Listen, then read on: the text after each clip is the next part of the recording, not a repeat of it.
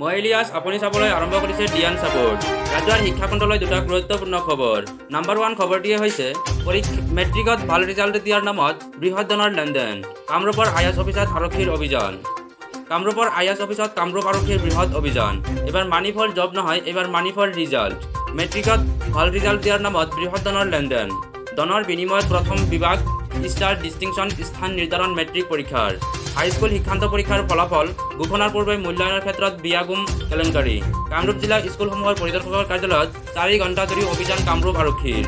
100 জনীয়া আৰক্ষী দলে অভিযান চলালে কামৰূপৰ আইএছ অফিচত। সোধপোছৰ বাবে কামৰূপ জিলা আৰক্ষী অধীক্ষৰ কাৰ্যালয় নিয়ে কামৰূপ জিলা স্কুলসমূহৰ পৰিদৰ্শক মাধৱ ডেকা, শিক্ষা বিভাগৰ জিলা আঁচনি বিষয়া তথা সেৱাৰ সমন্বয়ক পূৰ্বাহী নাথ, কাৰ্যালয়টোৰ কৰ্মচাৰী প্ৰশান্ত দাসৰ লগতে আন এগৰাকী চতুৰ্থ বৰ্গৰ কৰ্মচাৰী শিৱেশ্বৰ কলিতাক। সোধপোছৰৰ বাবে আটক কৰা কেইবাগৰাকী পৃথকে পৃথকে মাৰাথন জেৰা অব্যাহত ৰাখিছে কামৰূপ আৰক্ষীয়ে। অভিযান কালত কামৰূপ জিলা স্কুলসমূহৰ পৰিদৰ্শকৰ কাৰ্যালয়ৰ পৰা আৰক্ষীয়ে জব্দ কৰিছে কেইবাটাও লেপটপ, মোবাইল ফোন আৰু বহুতো নথিপত্ৰ। অভিযানত কামৰূপ আৰক্ষীয়ে জব্দ কৰে ভোজন পৰিমাণৰ নগদ ধন।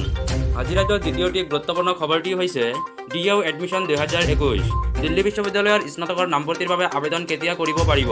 কেতিয়া হ'ব স্নাতকোত্তৰ আৰু ডক্টৰেট পাঠ্যক্ৰমৰ পঞ্জীয়ন? বাতিল হ'ব নেকি CUCET পৰীক্ষা?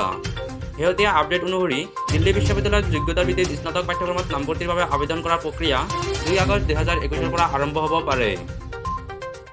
দিল্লী বিশ্ববিদ্যালয়ত দিল্লী ইউনিভাৰ্চিটি নামভৰ্তিৰ আৰম্ভ হ'বলৈ ওলাইছে। শেহতীয়া আপডেট অনুসৰি দিল্লী বিশ্ববিদ্যালয়ত যোগ্যতাৰ ভিত্তিত স্নাতক পাঠ্যক্ৰমত নামভৰ্তিৰ বাবে আবেদন কৰাৰ প্ৰক্ৰিয়া 2 আগষ্ট 2021 পৰা আৰম্ভ হ'ব পাৰে। একেই সময়তে এইবাৰ কেন্দ্ৰীয় বিশ্ববিদ্যালয়ৰ উমৈহতীয়া প্ৰৱেশ পৰীক্ষা CUCET বাতিল কৰা হ'ব পাৰে বুলি অনুমান কৰা হৈছে। শিক্ষাৰ্থীসকলক দিল্লী বিশ্ববিদ্যালয়ৰ du.ac.in অফিচিয়েল ৱেবছাইটত চকু ৰাখিবলৈ পৰামৰ্শ দিয়া হৈছে। শেহতীয়াকৈ বিশ্ববিদ্যালয়ৰ অনুদান আয়োগ UGCয়ে বিশ্ববিদ্যালয়ত নামভৰ্তি পৰীক্ষাৰ বাবে নিৰ্দেশনা জাৰি কৰিছে। এইটো সম্ভৱ যে দিল্লী বিশ্ববিদ্যালয়ে শীঘ্ৰেই এখন সংবাদমেল অনুষ্ঠিত কৰিব পাৰে, য'ত DEU নামভৰ্তি 2021 তাৰিখ ঘোষণা কৰা হ'ব পাৰে। অৱশ্যে দিল্লী বিশ্ববিদ্যালয়ৰ দ্বাৰা কোনো আনুষ্ঠানিক তথ্য জাৰি কৰা হোৱা নাই। DEU নামভৰ্তি 2021 তাৰিখ। স্নাতক পাঠ্যক্ৰমত নামভৰ্তি প্ৰক্ৰিয়া 2 আগষ্ট 2021 সম্ভাৱনা। স্নাতকোত্তৰ আৰু ডক্টৰেট পাঠ্যক্ৰমৰ বাবে পঞ্জীয়ন প্ৰক্ৰিয়া জুলাই 26, 2021 সম্ভাৱনা। CUCET পৰীক্ষা বাতিল কৰা হ'ব পাৰে। সংবাদ মাধ্যমৰ প্ৰতিবেদন অনুসৰি এই বছৰ পৰীক্ষাটো CUCET বাতিল কৰা হ'ব পাৰে। অৱশ্যে এই সন্দৰ্ভত এতিয়ালৈকে কোনো আনুষ্ঠানিক তথ্য প্ৰাপ্ত হোৱা নাই। যদি চৰকাৰে ইয়াক অনুষ্ঠিত কৰিবলৈ অনুমতি দিয়ে, CUCET পৰীক্ষা দিল্লী বিশ্ববিদ্যালয়ৰ দ্বাৰা অনুষ্ঠিত কৰা হ'ব। আৰু যদি এনে হয়, দিল্লী বিশ্ববিদ্যালয়ত নামভৰ্তি প্ৰক্ৰিয়া আৰম্ভ হোৱাৰ তাৰিখ সলনি হ'ব পাৰে। উল্লেখ কৰক যে বিভিন্ন স্নাতক পাঠ্যক্ৰমত নামভৰ্তিৰ বাবে CUCET পৰিচালনা কৰা হয়। এইটো সমগ্ৰ দেশতে অনুষ্ঠিত হয়।